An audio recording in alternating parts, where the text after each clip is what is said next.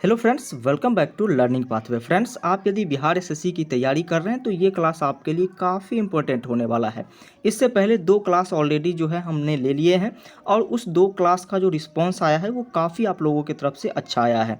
तो आप सभी बच्चे यदि उस दो क्लास को देखे हैं तो अच्छी बातें हैं, नहीं देखे हैं तो इस क्लास को कंप्लीट करने से पहले आप उस दो प्रैक्टिस सीरीज को देख लें जो कि जनरल नॉलेज का प्रैक्टिस सीरीज है। आप लोगों की तैयारी यदि कंप्लीट हो चुकी है तब तो ये आपके लिए और भी अच्छी बातें हैं, नहीं हुई है फिर भी कोई दिक्कत नहीं है, क्योंकि जिस तरीके से सभी क्वेश्चंस को डिटेल में हम डिस्कशन करते चलते हैं तो आपकी तैयारी यदि पूरी नहीं भी हुई है फिर भी आप इस क्लास को करके अपनी तैयारी को कंप्लीट करेंगे, साथ ही साथ आपकी प्रैक्टिस सीरीज भी कंप्लीट हो जाएगी। तो चलिए, आप यदि यूट्यूब पर देख रहे हैं तो हमारे चैनल को सब्सक्राइब कर सकते हैं, फेसबुक पर देख रहे हैं तो हमारे पेज को लाइक कर सकते हैं। जिस भी क्वेश्चन का आंसर आपको पता हो हमसे पहले आप बिल्कुल उस क्वेश्चन का आंसर करने की कोशिश कीजिएगा। तो आइए आज की क्लास को स्टार्ट करते हैं और फर्स्ट क्वेश्चन की ओर बढ़ते हैं। फर्स्ट क्वेश्चन है, ओरिएंटल बैंक ऑफ कॉमर्स और यूनाइटेड बैंक ऑफ इंडिया का विलय निम्नलिखित में से किस बैंक के साथ हुआ है। देखिए, फिलहाल यानी कि 2023 में जो है बैंकों का 2022 में जो है बैंकों को बिल्कुल जो है एक बैंक में दो तीन बैंक को जोड़ा गया है। उसी तरीके से ओरिएंटल बैंक ऑफ कॉमर्स था और यूनाइटेड बैंक ऑफ इंडिया था, इसको पंजाब नेशनल बैंक में जो है विलय कर दिया गया है। और इसके कारण पंजाब नेशनल बैंक जो है ना, ये दूसरा सबसे बड़ा जो है अपने देश का बैंक हो गया है, चाहे वो इसका ब्रांच नेटवर्क की बात करें या फिर बिजनेस की पर्पस की बात करें, दोनों में जो है हमारे देश की दूसरी नंबर की बैंक जो है अब पंजाब नेशनल बैंक हो चुका है और इसी में जो है इस दोनों बैंक का विलय कराया गया है। तो आप सभी बच्चों की तरफ से यदि आंसर आ रहा है सी तो काफ़ी अच्छी बातें हैं। आइए इसी तरीके से दूसरे नंबर क्वेश्चन को यदि हम देखते हैं तो भारत में पोस्टल इंडेक्स पिन कोड की शुरुआत हुई थी। देखिए, पोस्टल इंडेक्स कहें या फिर पिन कोड कहें, दोनों बात एक ही होती है। तो इसमें जो है 6 अंक होते हैं। सबसे पहला बात आप ये याद रखिएगा कि इसमें अंक कितने होते हैं, 6 अंक होते हैं। और सभी पिन कोड का तीसरा अंक जो होता है ना, ये आपका जिला कोड ही होता है, चाहे आप जिस भी जिला से हो। तो दो बातें तो पिन कोड से बिल्कुल स्पष्ट हो गया। अब हम बात कर लेते हैं कि इसको कितने क्षेत्र में बांटा गया है। तो टोटल 9 क्षेत्र में बांटा गया है, पिन कोड को टोटल 9 क्षेत्र में बांटा गया है। ये बातें भी ध्यान रखिए। अब हम सीधा आंसर पर आते हैं और इसकी शुरुआत कब हुई थी, तो 15 अगस्त 1972 को। कब? 15 अगस्त 1972 को इसकी शुरुआत की गई थी। तो आंसर जो आपका होना चाहिए बिल्कुल सी आपने आंसर किया है, अच्छी बातें हैं। लास्ट में आप ये भी बता देंगे कि आपने कितने क्वेश्चन का आंसर जो है सही किया है। फिलहाल तीसरे नंबर क्वेश्चन की बात करते हैं। भारतीय विशेष आर्थिक नियम संशोधन किस वर्ष हुआ था। तो इस क्वेश्चन का आंसर पर हम ज़्यादा डिस्कशन करने वाले हैं नहीं और इसका आंसर जो है 2006 हो जाएगा। भारतीय विशेष आर्थिक नियम संशोधन जो है ये 2006 में हुआ था। चलिए अगले नंबर क्वेश्चन को देखिए और इस क्वेश्चन का आंसर आप सभी बच्चे करने की कोशिश कीजिए। वायुमंडलीय दबाव किसके द्वारा मापा जाता है। वायुमंडलीय दबाव की यहाँ पर बात की जा रही, ये किसके द्वारा मापा जाता है। सिस्मोग्राफ के द्वारा जो है भूकंप की तीव्रता को मापा जाता है। और यहाँ पर यदि हम बात करते हैं बैरोमीटर से, तो वायुमंडलीय दाब को मापा जाता है। अमीटर से जो है आप जानते हैं किसको मापते हैं और गैल्वेनोमीटर से किसको मापते हैं। यदि नहीं जानते हैं तो फिर कभी इस पर हम चर्चा कर लेंगे, लेकिन फिलहाल आपको जिन भी बच्चों को पता होगा कमेंट सेक्शन में आंसर कर दीजिएगा। तो आंसर इसका कौन सा हो जाएगा, वायु दाब के लिए यहाँ पर जो है हम बैरोमीटर का यूज करते हैं। नेक्स्ट क्वेश्चन जो आपका है, वल्लभ भाई पटेल को सरदार की उपाधि किसने दी या फिर पदवी किसने दी। सरदार वल्लभ भाई पटेल, आप लोग जो नाम सुने होंगे जिनको लौह पुरुष के नाम से जाना जाता है, ये बातें ध्यान कर लीजिए। फिलहाल इनको जो है सरदार की उपाधि किनके द्वारा दी गई, तो सुन लीजिए 1928 की बात है। कब की बात है, 1928 की बात है। 1928 में हुआ क्या, तो 1928 में बारदोली में जो है आंदोलन हुआ था और उसी आंदोलन के बाद, बारदोली आंदोलन के बाद जो है इनका नाम जो है गांधी जी के द्वारा सरदार रखा गया, सरदार की उपाधि दी गई। तो ये आंसर आपका बिल्कुल करेक्ट हो जाएगा। चलिए अगले नंबर क्वेश्चन की बात करते हैं। छठा नंबर क्वेश्चन है, मार्क्स के अनुसार मूल्य का स्रोत क्या है। मार्क्स के अनुसार मूल्य का स्रोत है श्रम। क्या है, मूल्य का स्रोत जो है ये वर्क है, हार्ड वर्क हो या फिर जो भी वर्क कह लें। तो सीधे तौर पर आपका आंसर यहाँ पर आने क्या वाला है, सी आपका आंसर आने वाला है। नेक्स्ट क्वेश्चन की बात करते हैं। भारत में बाहरी आक्रमण अथवा सशस्त्र विद्रोह के कारण भारत के राष्ट्रपति द्वारा राष्ट्रीय आपातकाल की घोषणा किस के अंतर्गत की गई। देखिए, भारत में एक बार जो है आपातकाल की घोषणा की जा चुकी है, और आपातकाल की घोषणा यानी कि इमरजेंसी जो देश में लागू किया जाता है, ये किया जाता है अनुच्छेद 352 के अकॉर्डिंग। किसके तहत? अनुच्छेद 352 के अकॉर्डिंग की जाती है। तो फिलहाल आंसर यहाँ पर क्या हो जाएगा? ए आपका बिल्कुल करेक्ट आंसर होगा। नेक्स्ट क्वेश्चन क्या है? नेक्स्ट क्वेश्चन है सामुदायिक विकास कार्यक्रम का प्रारंभ किस वर्ष किया गया? सामुदायिक विकास कार्यक्रम का प्रारंभ किस वर्ष किया गया? तो चलिए 8वें नंबर क्वेश्चन की यदि हम बात करते हैं तो सामुदायिक विकास कार्यक्रम का जो शुरुआत किया गया था, ये किया गया था 1952 में। पूरा डेट की यदि हम बात करते हैं तो 2 अक्टूबर 1952, ये आप याद रख लेंगे। 2 अक्टूबर 1952 में जो है इस कार्यक्रम का शुरुआत किया गया था, और इसके तहत जो है एक परियोजना भी लाई गई थी, समुदाय परियोजना। ये भी आपको ध्यान रखनी है। तो फिलहाल आंसर आपके सामने है। आइए अगले नंबर क्वेश्चन को देखिए। अगला नंबर क्वेश्चन है सन 1923 में नागपुर में कौन सा सत्याग्रह हुआ? 1923 की बात हम कर रहे हैं, और 1923 में जो है कौन सा सत्याग्रह हुआ था? नमक सत्याग्रह हुआ, या फिर व्यक्तिगत सत्याग्रह हुआ, किसान सत्याग्रह हुआ, या फिर ध्वजा सत्याग्रह हुआ? तो 1923 में जो है ध्वजा सत्याग्रह हुआ था। कौन सा? ध्वजा सत्याग्रह हुआ था। तो यहाँ पर बिल्कुल जो है इस टाइम जो है हमारे देश में जो है तिरंगा फहराया गया था जगह जगह पर। तो आंसर जो है डी हो जाएगा। ध्वजा सत्याग्रह कब हुआ? 1923 में। चलिए अगले नंबर क्वेश्चन को देखिए। नेक्स्ट क्वेश्चन है निम्नलिखित में से कौन सा संप्रदाय बौद्ध धर्म का नहीं है? बौद्ध धर्म के समुदाय की बात यहाँ पर, संप्रदाय की बात यहाँ पर की जा रही है। तो महायान और हीनयान जो है ये बौद्ध धर्म के हैं, बौद्ध धर्म का नहीं है जी, बिल्कुल। तो ये तो बौद्ध धर्म के हैं। यहाँ पर दिगंबर की यदि हम बात करते हैं तो श्वेतंबर और दिगंबर जो है ये जैन धर्म के दो जो है संप्रदाय है। और दिगंबर संप्रदाय के लोग जो है ना, ये आकाश को ही अपना वस्त्र मानते हैं। क्या मानते हैं? आकाश को ही अपना वस्त्र मानते हैं, और ये जो है कभी कपड़े नहीं पहनते हैं। तो यहाँ पर आपका आंसर जो है सी हो जाएगा। सी आपने आंसर किया है तो काफ़ी अच्छी बातें हैं। नेक्स्ट क्वेश्चन भी अब आपके सामने आ गया है। जिस समय दिल्ली ब्रिटिश भारत की राजधानी बनी उस समय वायसराय कौन था? इससे पहले जो है 1911 से पहले कोलकाता हमारे देश की राजधानी हुआ करती थी, लेकिन लॉर्ड हॉर्डिंग के टाइम में जो है जॉर्ज पंचम और उनकी पत्नी मैरी जो है ये आई कहाँ पर? तो ये आई हमारे देश में, और इसके बाद जो है इन्होंने जो है दिल्ली स्थानांतरित कर दिया राजधानी को। तो लॉर्ड हॉर्डिंग उस के टाइम की बात है, वायसराय यही थे। तो फिलहाल आंसर जो है आपका सी आंसर हो जाएगा। चलिए अगले नंबर क्वेश्चन को देखेंगे आप तो आपको पता चलेगा सन 1936 में भारतीय नागरिक स्वतंत्रता संघ की स्थापना किसने की? 1936 में जो है भारतीय नागरिक संघ की स्थापना हो गई, स्वतंत्रता संघ की स्थापना हो गई, लेकिन किसने की? तो किनके द्वारा किया गया था? जल्द से जल्द आंसर करेंगे। जवाहरलाल नेहरू के द्वारा। किनके द्वारा?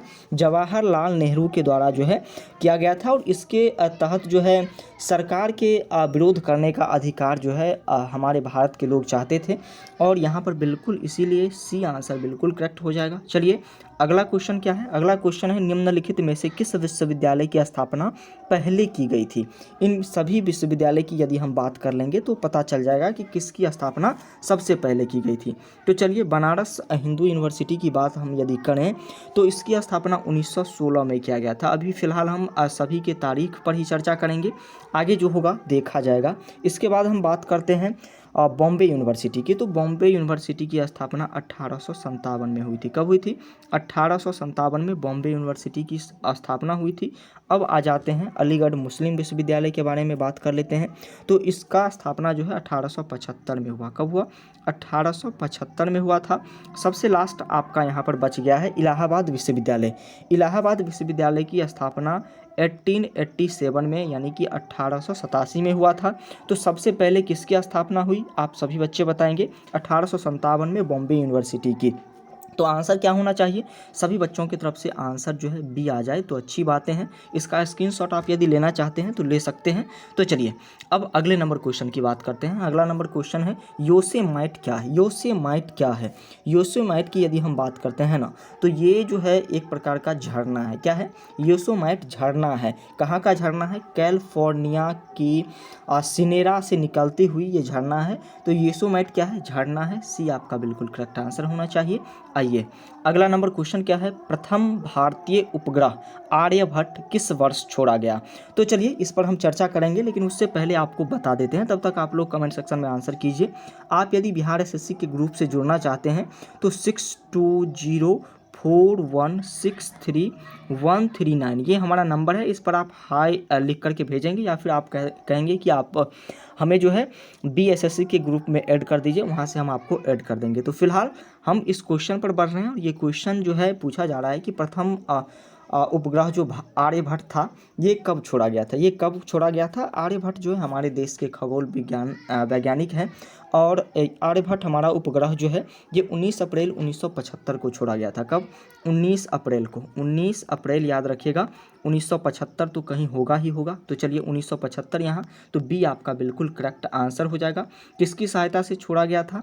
तो सोवियत संघ यानी कि रूस की सहायता से छोड़ा गया था। याद रखेंगे इतना। चलिए अगले नंबर क्वेश्चन को देखिए, तट आधारित इस्पात संयंत्र कहाँ स्थित है। तट आधारित इस्पात संयंत्र की यदि हम बात करते हैं तो ये जो है विशाखापट्टनम में है, और जर्मन के द्वारा जो है, यानी कि जर्मनी के सरकार के द्वारा जो है और रूस के सरकार के द्वारा जो है इन दोनों की सहायता से इसकी स्थापना हुई थी। इसका नाम है बिजाल स्टील प्लांट। क्या नाम है? बिजाल स्टील प्लांट इसका नाम है। आंध्र प्रदेश में पड़ता है विशाखापट्टनम। तो सी आपका आंसर बिल्कुल करेक्ट होगा। आइए अगले नंबर क्वेश्चन को देखिए। अगला नंबर क्वेश्चन आपसे क्या पूछ रहा है? अगले नंबर क्वेश्चन में पूछा जा रहा है कि निम्नलिखित में से कौन से दो शहर उत्तर दक्षिण कॉरिडोर से जुड़े हुए हैं। उत्तर दक्षिण कॉरिडोर से जुड़े हुए दो शहर के बारे में पूछा जा रहा है। तो श्रीनगर और कन्याकुमारी, जी बिल्कुल पहला आंसर ही सही होगा। श्रीनगर और कन्याकुमारी जो है ये उत्तर दक्षिण कॉरिडोर से जुड़ा हुआ शहर है। तो आंसर यहाँ पर फिलहाल सबसे पहले निकल के आ चुका है ए। अगले नंबर क्वेश्चन की बात यदि हम करते हैं तो वही बातें यहाँ पर भी लिखी गई है। तो सभी राज्य मार्गों के बारे में हमने यहाँ पर लिख लिया है। ये यहाँ पर कुछ स्क्रीनशॉट आप इसका ले सकते हैं। श्रीनगर से जालंधर को जोड़ती है राष्ट्रीय राजमार्ग 1। उसके बाद सारी जो है यहाँ पर है, इसका स्क्रीनशॉट आप ले लें। इसके बाद जो है इसका भी आप स्क्रीनशॉट ले लें, यहाँ से आपको पूरी डिटेल पता चल जाएगी। अब आइए आगे बढ़ते हैं, और 18वां नंबर क्वेश्चन है, भूमिगत जल के प्रवाह के साथ नीचे की ओर बहने वाली प्रदूषकों को क्या कहा जाता है। तो चलिए भूमिगत जल के प्रवाह के साथ नीचे की ओर बहने वाले प्रदूषक को क्या कहा जाता है। तो इसे कहा जाता है निक्षालक। क्या कहा जाता है?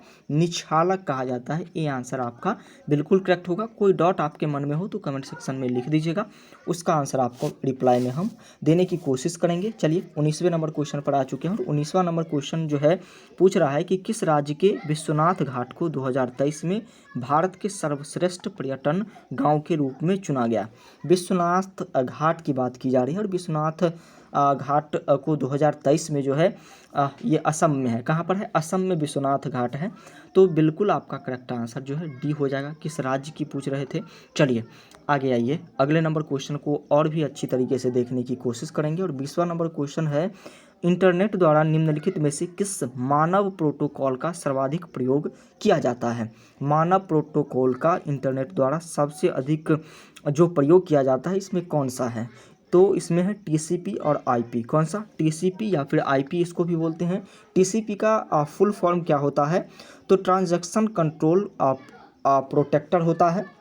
और वहीं पर यदि हम बात करते हैं आईपी का, तो इंटरनेट प्रोटेक्टर इसको कहा जाता है। तो सबसे ज़्यादा यूज इसी का होता है। तो बी आंसर आपका बिल्कुल करेक्ट है। चलिए नेक्स्ट क्वेश्चन क्या है? नेक्स्ट क्वेश्चन है, अधिकांश क्रस्टेशिया की बाहरी त्वचा किस कार्बोहाइड्रेट की बनी होती है।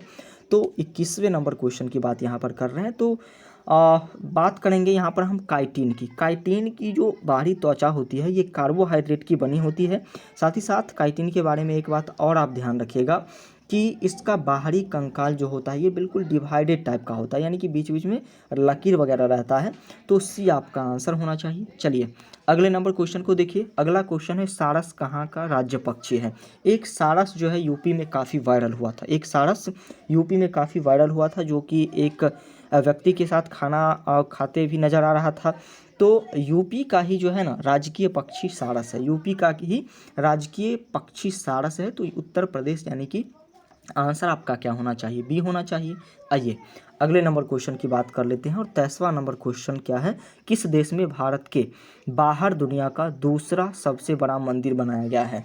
कौन सा ऐसा देश है भारत के बाहर जहां दुनिया का सबसे बड़ा मंदिर बनाया गया है? तो अमेरिका में बनाया गया है। अब आप भी चौंक गए होंगे कि अमेरिका में इतना बड़ा मंदिर जो है किस तरीके से बन गया। तो आप याद रखिएगा, इस मंदिर का नाम है स्वामी नारायण अक्षरधाम। क्या नाम है? स्वामी नारायण अक्षरधाम इसका नाम है। और ये 8 अक्टूबर को बन के तैयार हुआ है। 8 अक्टूबर को बन के तैयार हुआ है 2023 में। 12 वर्ष से इस पर जो है काम चल रहे थे। तो बिल्कुल आपका करेक्ट आंसर जो होना चाहिए यहाँ पर कौन सा आंसर हो जाएगा? बिल्कुल 23वें नंबर क्वेश्चन के लिए जो है अमेरिका, यानी कि सी आपका बिल्कुल करेक्ट आंसर होगा। चलिए अब अगले नंबर क्वेश्चन की हम बात कर लें। क्या सॉरी, डी आपका बिल्कुल करेक्ट आंसर होगा। अगले नंबर क्वेश्चन की बात करते हैं। अगला नंबर सॉरी 22वां नंबर है ये, 23वें नंबर पर आते हैं, 24वें नंबर पर आते हैं। धन के प्रयोग के बिना वस्तुओं का आदान प्रदान किस प्रणाली के अंतर्गत आता है? धन के प्रयोग यानी कि बिना पैसे का यूज किए हुआ जो है आप एक वस्तु से दूसरे वस्तु को बदलते हैं, तो इसको क्या कहा जाता है? जैसे बचपन में आप जो है चावल वगैरह दुकान में ले जाते होंगे और उधर से बिस्किट खरीद के ले आते होंगे, तो इसको कौन सा प्रणाली कहा जाता है? इसको विनिमय प्रणाली कहा जाता है। कौन सा? विनिमय प्रणाली कहा जाता है। ठीक है, अगले नंबर क्वेश्चन पर आइए। अगला नंबर क्वेश्चन है, निम्नलिखित में से कौन सा पशु नमक का सबसे अधिक सेवन करता है? भेड़ करता है, ऊंट, गधा या फिर कुत्ता? तो सबसे अधिक जो है नमक का सेवन करने वाला पशु की यदि हम बात करते हैं तो ये ऊंट है। ऊंट सबसे अधिक नमक का सेवन इसलिए करता है क्योंकि इसको जो है अधिक देर तक पानी को अपने अंदर ऑब्जर्व करने की ज़रूरत होती रहती है और इसलिए ये काम करता है। तो जितना आप ये सब जो है ना नमक खाता होगा, कोई भी पशु जितना नमक का सेवन करता होगा, इससे 8 गुना अधिक जो है ऊंट नमक का सेवन करता है। तो बिल्कुल करेक्ट आंसर का हो जाएगा यहाँ पर बी। और क्यों करता है? तो क्योंकि पानी अधिक समय तक इसको जमा करने की ज़रूरत होती है। चलिए अगला नंबर क्वेश्चन है, निम्नलिखित में से कौन सा एयरपोर्ट केवल घरेलू एयरपोर्ट है? केवल घरेलू एयरपोर्ट तो डाबोलिन एयरपोर्ट ये गोवा में है, श्रीनगर एयरपोर्ट ये सभी इंटरनेशनल एयरपोर्ट हैं, देवी अहिल्याबाई होलकर एयरपोर्ट। तो इनमें से कोई ऐसा एयरपोर्ट नहीं है जो हमें लगता है कि घरेलू एयरपोर्ट है। तो डी आंसर आपका बिल्कुल करेक्ट होगा। नेक्स्ट आइए, अगला नंबर क्वेश्चन आपके सामने है, विश्व का सबसे बड़ा मरुस्थल कौन सा है? थार है या फिर कालाहारी, सहारा या फिर खरन? विश्व के सबसे बड़े मरुस्थल की बात करते हैं तो सहारा मरुस्थल जो है विश्व का सबसे बड़ा मरुस्थल है। और आपको बता दें कि 92 लाख वर्ग किलोमीटर इसका क्षेत्रफल है, यानी कि एरिया है। चीन और अमेरिका से भी बड़ा क्षेत्रफल जो है सहारा मरुस्थल का है। तो आंसर सी होना चाहिए।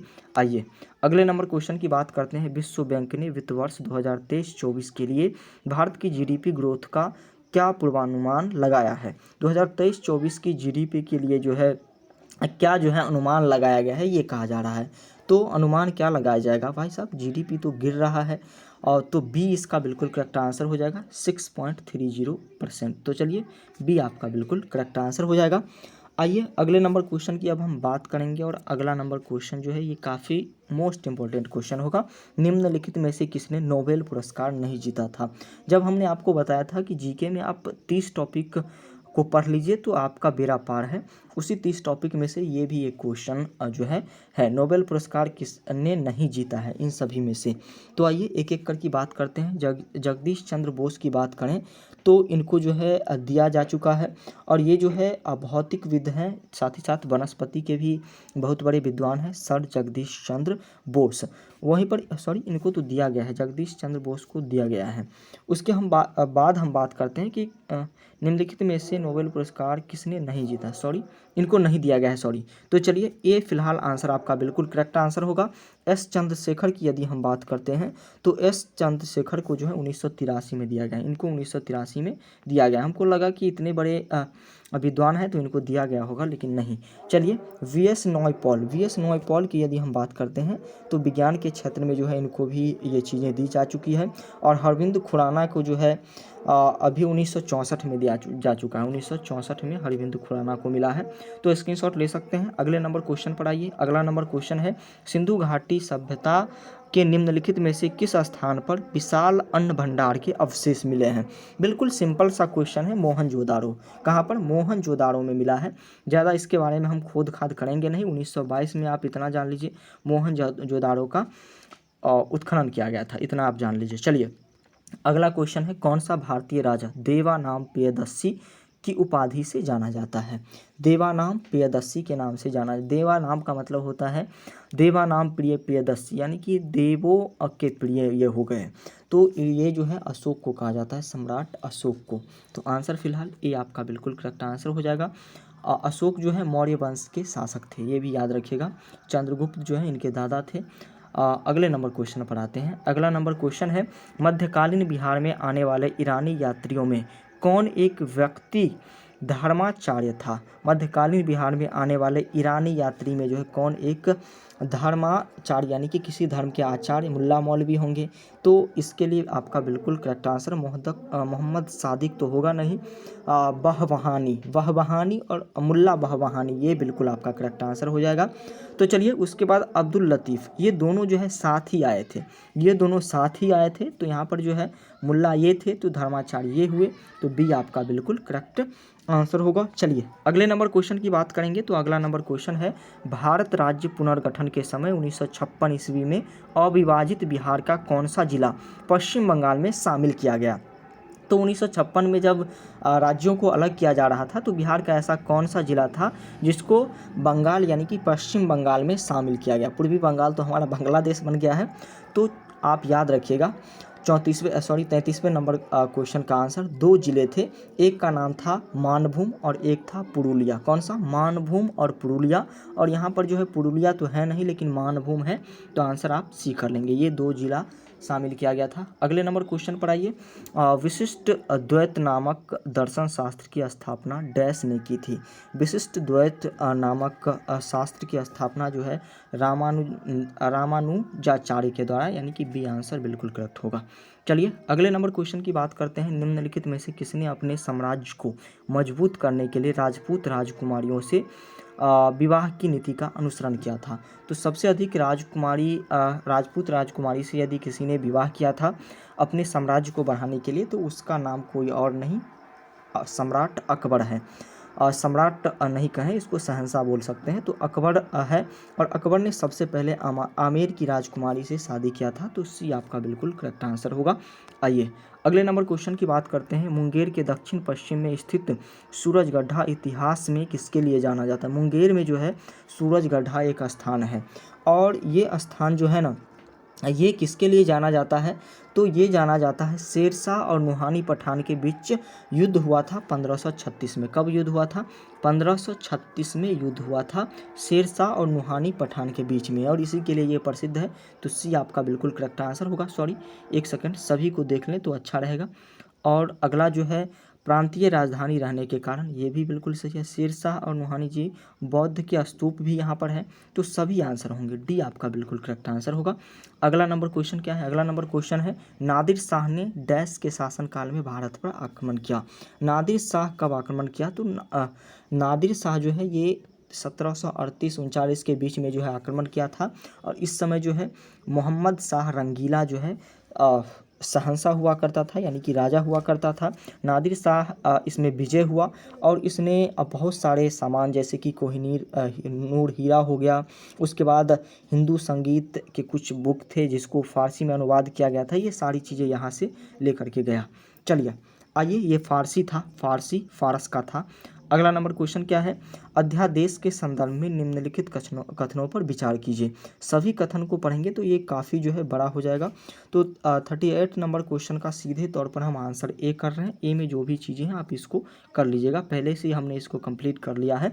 तैमूर लंग के शासनकाल में भारत पर आक्रमण किया? तैमूर लंग ने किसके शासनकाल में भारत पर आक्रमण किया था? तो तैमूर लंग जो है ये आया था कब? ये आया था 1398 में। कब? 1398 में ये आक्रमण करने के लिए आया था। और ये जो है तुगलक वंश के राजा पर नसीरुद्दीन पर आक्रमण किया था। तो इसका बिल्कुल करेक्ट आंसर जो है फिलहाल सी होना चाहिए। अगले नंबर क्वेश्चन पर आइए।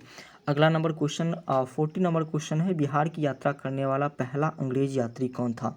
बिहार में सबसे पहले जो है फतेहपुर पर भी वो आ चुका है, लेकिन बिहार में जो है पटना में आया था। बिहार में पटना में आया था अकबर के टाइम में। इसका नाम था रॉल्फ फिच, और इन्होंने बताया था कि आगरा या फिर फतेहपुर ये सभी शहर जो है ब्रिटेन से भी बहुत अच्छा शहर है और बड़ा शहर है। तो फिलहाल रॉल्फ फिच याद रखिएगा। डी आपका बिल्कुल करेक्ट आंसर होना चाहिए। पानीपत की पहली लड़ाई बाबर और डैश के बीच हुई थी। पानीपत की पहली लड़ाई किसके बीच हुई थी? तो ये हुई थी बाबर और इब्राहिम लोदी। लोदी वंश के राजा सुल्तान थे, और इसी के साथ जो है बाबर की लड़ाई हुई। इब्राहिम लोदी हार गया, और इसके बाद जो है मुग़ल सल्तनत की स्थापना हमारे देश में हो गई। उसके बाद दूसरी लड़ाई जो है ये 1556 में हुई। कब हुई?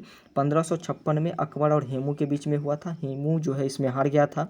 तीसरी लड़ाई 1761 में हुई थी, और ये जो है अहमद शाह अब्दावली के साथ हुआ था और मराठा के बीच हुआ था। तो ये तीनों आप याद रखेंगे, पानीपत की फर्स्ट, सेकंड और थर्ड वार। चलिए अगले नंबर क्वेश्चन पर आए। अब अगला नंबर क्वेश्चन क्या है? तो इसका आंसर हमने नहीं किया, तो इसका आंसर यहाँ पर हो जाएगा ए। आइए अगले नंबर क्वेश्चन को देखते हैं। नेक्स्ट क्वेश्चन जो है, रानी लक्ष्मीबाई की शासिका थी, सो डैश की शासिका थी। रानी लक्ष्मीबाई जो है झांसी की शासिका थी, तो आंसर यहाँ पर सी। अगले नंबर क्वेश्चन की बात करें तो मराठा शासकों के प्रधानमंत्री कहलाते थे। मराठा शासक के प्रधानमंत्री, तो मराठा शासक के प्रधानमंत्री को पेशवा के नाम से जाना जाता था।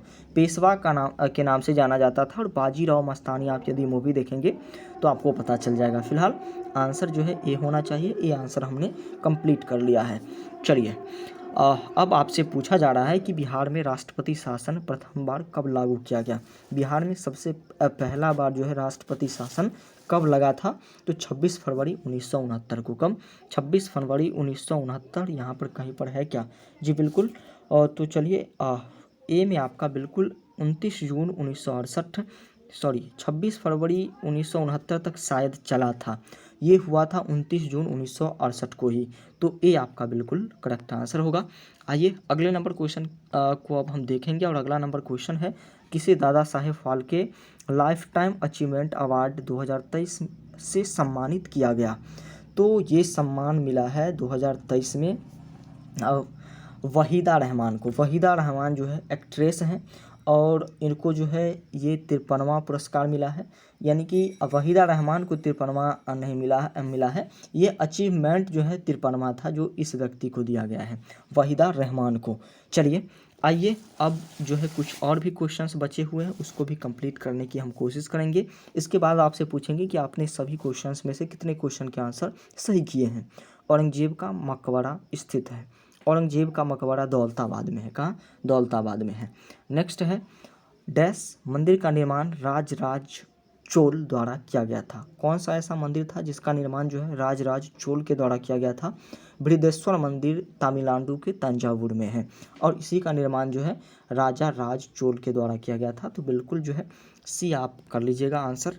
नेक्स्ट क्वेश्चन आपसे पूछ रहा है, भारत का सबसे लंबा नदी डेल्टा प्रदेश है। सबसे लंबा नदी डेल्टा प्रदेश कौन सा है?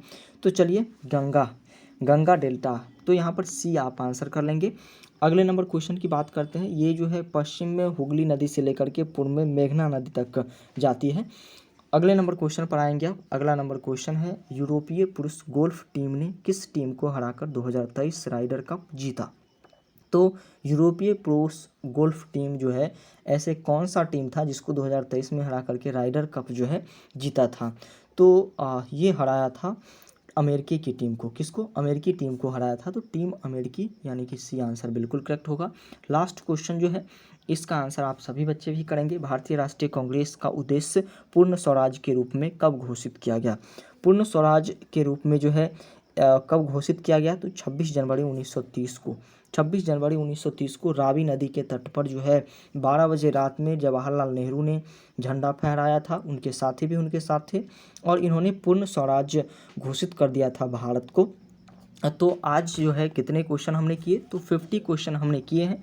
50 क्वेश्चन में से कितने क्वेश्चन का आंसर आपने किया है और कितने क्वेश्चन आपके सही हुए हैं, ज़रूर बताएंगे। अगले क्लास में और भी अच्छी तरीके से हम क्लास को करने की कोशिश करेंगे। आपको यदि कोई डाउट हो तो कमेंट सेक्शन में लिख देंगे। आप यदि बिहार एसएससी ग्रुप से जुड़ना चाहते हैं तो इस नंबर पर आप लिख करके भेजेंगे, यहाँ से हम आपको ऐड करेंगे। और आप यदि देख रहे हैं यूट्यूब पर तो आप सब्सक्राइब कर सकते हैं ताकि डेली की क्लासेज आपको पता चल सके, क्योंकि ये तीसरी क्लास थी। और आप यदि फेसबुक पर देख रहे हैं तो आप हमारे पेज को लाइक कर सकते हैं। तो आज के लिए इतना ही, मिलते हैं फिर नेक्स्ट क्लास में, तब तक के लिए thank you, bye bye, take care.